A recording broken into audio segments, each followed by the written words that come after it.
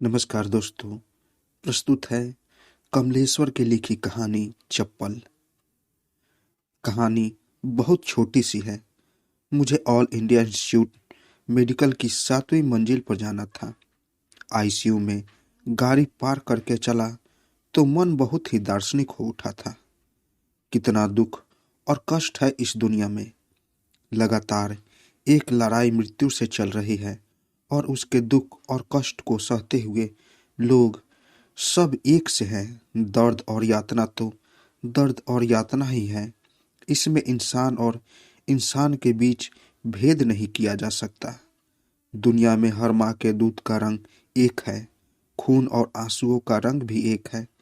दूध, खून और आंसुओं का रंग नहीं बदला जा सकता। शायद उसी तरह दुख, कष्ट और यातना के रंगों का भी बंटवारा नहीं किया जा सकता। इस विराट मानवीय दर्शन से मुझे राहत मिली थी। मेरे भीतर से सदियां बोलने लगी थी। एक पुरानी सभ्यता का वारिस होने के नाते यह मानसिक सुविधा जरूर है। तुम हर बात, दुर्घटना या अदुर्घटना का कोई दार्शनिक उत्तर खोज सकते हो। समाधान चाहे न मिले, पर एक अमृत दार्शनिक उत्तर जरूर मिल जाता है। और फिर पुरानी सभ्यताओं की यह खूबी भी है कि उनकी परंपरा से चली आती संतानों को एक आत्मा नाम की अमृत शक्ति भी मिल गई है। और सदियों पुरानी सभ्यता मनुष्य के क्षुद्र विकारों को समन करती रहती है।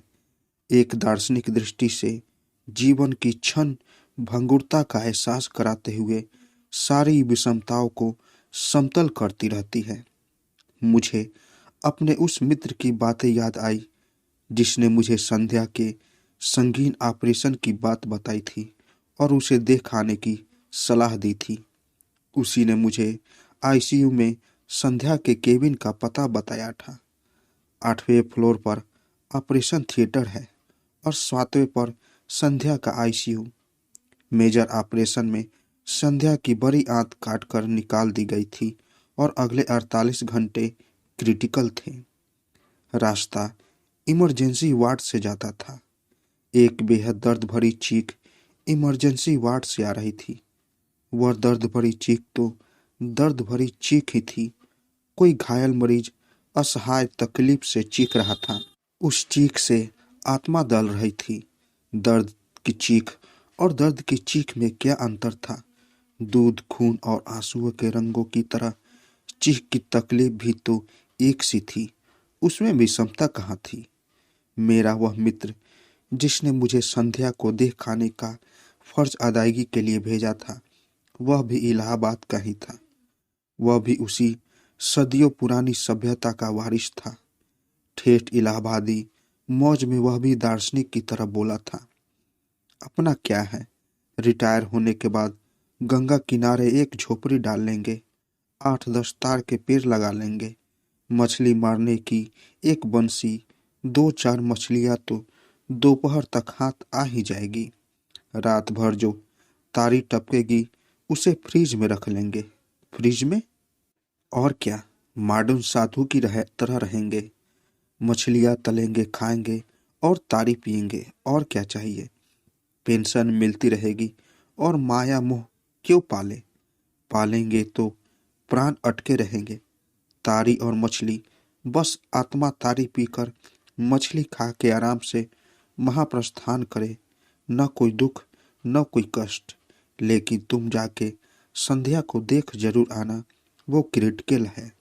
मेरा मित्र अपने भविष्य के बारे में कितना निश्चिंत था, यह देखकर मुझे अच्छा लगा था। यह बातें सोच सोच कर मुझे अभी तक अच्छा लग रहा था, सिवा उस चीख के जो इमरजेंसी वार्ड से अब तक आ रही थी और मुझे सता रही थी। इसलिए लिफ्ट के आने में जो देरी लग रही थी वह मुझे खल रही थी। आखिर लिफ्ट आई। 7 मैंने कहा और संध्या के बारे में सोचने लगा। 2-3 वार्ड बॉय तीसरी और चौथी मंजिल पर उतर गए। 5वीं मंजिल पर लिफ्ट रुकी तो कुछ लोग ऊपर जाने के लिए इंतजार कर रहे थे। इन्हीं लोगों में था वह 5 साल का बच्चा। अस्पताल की धारीदार बहुत बड़ी सी कमीज पहने हुए। शायद उसका बाप, वह जरूर ही उसका बाप होगा, उसे गोद में उठाए हुए था। उस बच्चे के पैरों में छोटी छोटी नीली हवाई चप्पलें थी, जो गोद में होने के कारण उसके छोटे छोटे पैरों में उलझी हुई थी। अपने पैरों से गिरती हुई चप्पलों को धीरे से उलझाते हुए बच्चा बोला, बाबा चप्पल। उसके बाप ने चप्पलें उसके पैरों में ठीक कर दी। वार्ड बॉय व्हील चेयर बढ़ाते हुए बोला, आजा, इसमें बैठेगा। बच्चा हल्के से हंसा।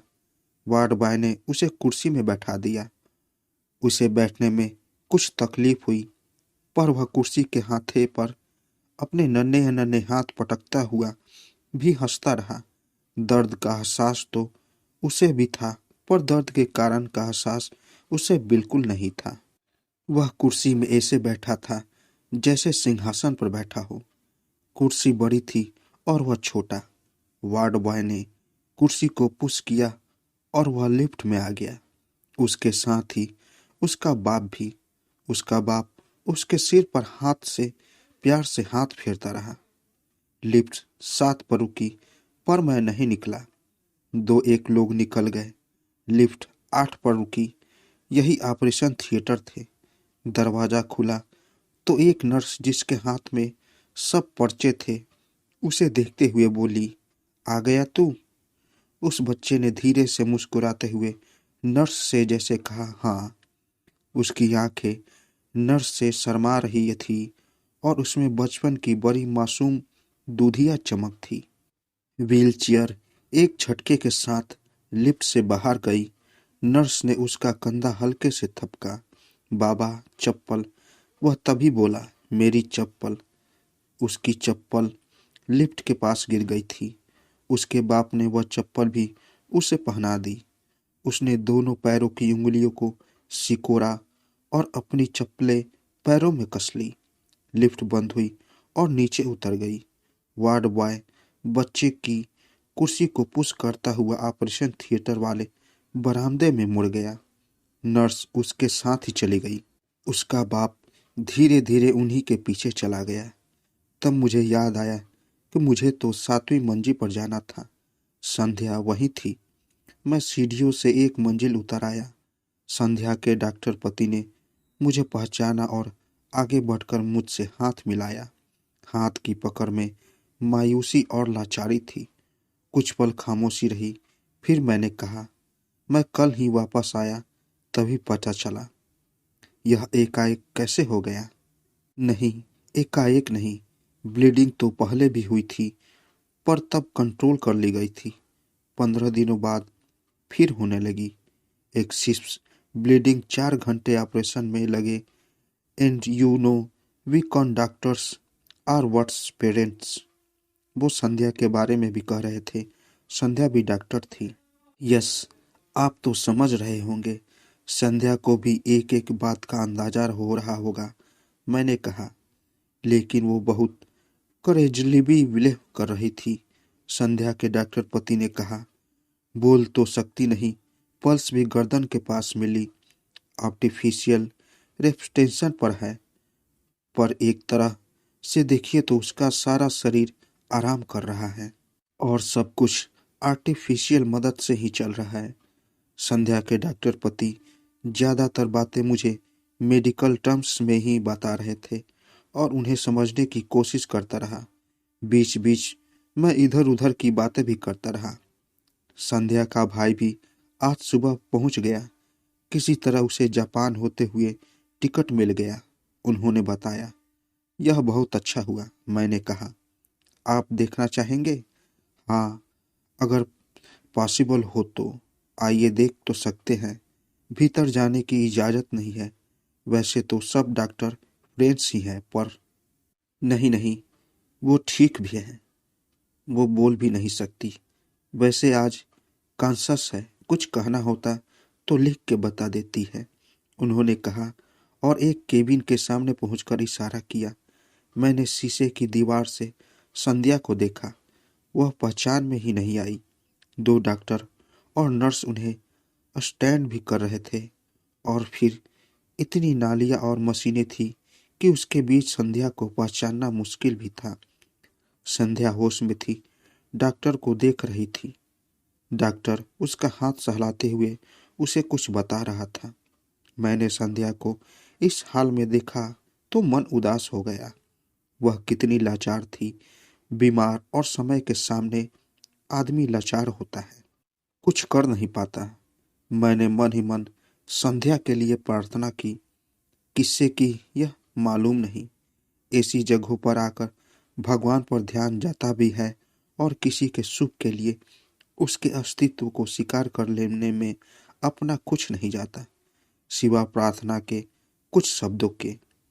हम आईसीयू से हटकर फिर बरामदे में आ गए। वहां बैठने के लिए कोई जगह नहीं थी। बरामदे में बैठने के लिए बनाए भी नहीं गए थे। संध्या या डॉक्टर की बहन नीचे चादर बिछाए बैठी थी। डॉक्टर के कुछ दोस्त एक गुच्छे में खड़े थे। अभी तो बाद में एक ऑपरेशन और होगा, संध्या के डॉक्टर पति ने बताया। तब छोटी आंत को सिस्टम से जोड़ा जाएगा। पहले वो स्टेबलाइजर करे, फिर रिकवरी का सवाल है। इसमें ही करीब 3 महीने लग जाएंगे। इसके बाद मैं सोचता हूँ उसे अमेरिका ले जाऊंगा, यह ठीक रहेगा। इसके बाद हम फिर इधर उधर की बातें कर रहे थे। मैं संध्या का संगीन हालत से उसका हटाना ध्यान भी हटाना चाहता था। इसके सिवा मैं भी और भी कर क्या सकता था। और डॉक्टर के सामने यो खामोश रहना अच्छा भी नहीं लग रहा था, यह जताते हुए कि अस्पताल वालों से छुपाकर मैं सिगरेट पीना चाहता हूँ। मैं खिड़की पास जाकर खड़ा हो गया। बाहर लू चल रही थी। नीचे धरातल पर कुछ लोग जा रहे थे। वे ऊपर से बहुत लाचार और बेचारे लग रहे थे और मेरे मन में सबके सुख के लिए सद्भावना की नदियां फूट रही थी। ऐसे में तुम सोचो, लगता है मनुष्य ने मनुष्यता के साथ जो सघन और उद्दाम संबंध बना लिए हैं, पर ईश्वर के साथ वह ऐसा नहीं कर पाया है। मनुष्य अपने ईश्वर के दुख सुख में शामिल नहीं हो सकता। ईश्वर से उसका संबंध सिर्फ दाता और पाता का है। वह देता है और मनुष्य पाता है। कितना एक तरफा रिश्ता है यह। और फिर अगर तुम यह भी मान लो कि ईश्वर ही मनुष्य को बनाता है, तो ईश्वर की क्षमता पर विश्वास घटने लगता है। सृष्टि के आदि से वह मनुष्य को बनाता आ रहा है, परंतु वह असंख्य प्राणियों को बनाने के बावजूद वह आज तक एक सहज संपूर्ण और मुमकिन मनुष्य नहीं बना पाया। कुछ कमी कहीं तो ईश्वर की व्यवस्था में भी है। हो सकता है उसका आदि कलाकार कुम्हार उन्हें मिट्टी सप्लाई करने में कुछ घपला कर रहा हो। इस रहस्य का पता कौन लगाएगा। रहस्य ही रहस्य को जन्म देता है। शायद इसलिए मनुष्य ने ईश्वर को रहस्य ही रहने दिया। जो सत्ता या शक्ति विश्वास के निकष पर खरी न उतरे, उसे रहस्य बना देना ही बेहतर है। और किया भी क्या जा सकता है। लू के एक थपेरे ने मेरा मुंह झुलसा दिया। डॉक्टर अपने चिंताग्रस्त शुभचिंतकों के गुच्छे में खड़े थे और उसके सबके चेहरे कुछ ज्यादा सतर्क थे। ब्लड प्रेशर गिर रहा है। आईसीयू में डॉक्टरों और नर्सों की आरामदफ्त लग रहा था कि कोई कठिन परिस्थिति सामने है। कुछ देर बाद पता चला कि नीडल कुछ ढीली हो गई थी। उसे ठीक कर दिया गया है और ब्लड प्रेशर ठीक से रिकॉर्ड हो रहा है। सबने राहत की सांस ली। मौत से लड़ना कोई मामूली काम नहीं है। ईश्वर ने तो मौत पैदा की है, पर मौत तो मनुष्य भी पैदा करता है। एक तरफ जीवन के लिए लड़ता है और दूसरी तरफ मौत भी बांटता है। यह द्वंद्व ही है तो जीवन है। यह द्वंद्व और द्वैत ही जीवन रहने की शर्त है और अद्वैत या समानता तक पहुंचने का साधन और आदर्श भी। आध्यात्मिक अद्वैत जब भौतिकता की सतह पर आता है और मनुष्य के प्रश्न सुलझाता है, तभी तो वह समवेत समानता का दर्शन कहलाता है। सिगरेट से मुंह कड़वा हो गया था। लू वैसे ही थपेरे मार रही थी सीमेंट के प्लास्टर का दहकता चिलचिलाता तालाब सामने फैला था। कोई एक आदमी जलते नंगे पैरों से उसे पार कर रहा था। मैंने पलटते हुए लिफ्ट की ओर देखा। डॉक्टर मेरा आशय समझ गए थे, लेकिन तभी राजनीतिज्ञ से उसके दोस्त आ गए। फिर शुरू की पूछताछ के बाद वे लगभग भाषण सा देने लगे। अब तो अग्नि मिसाइल के बाद भारत दुनिया का सबसे शक्तिशाली तीसरा देश हो गया है और आने वाले 10 वर्षों में हमें अब कोई शक्ति महाशक्ति बनने से नहीं रोक सकती।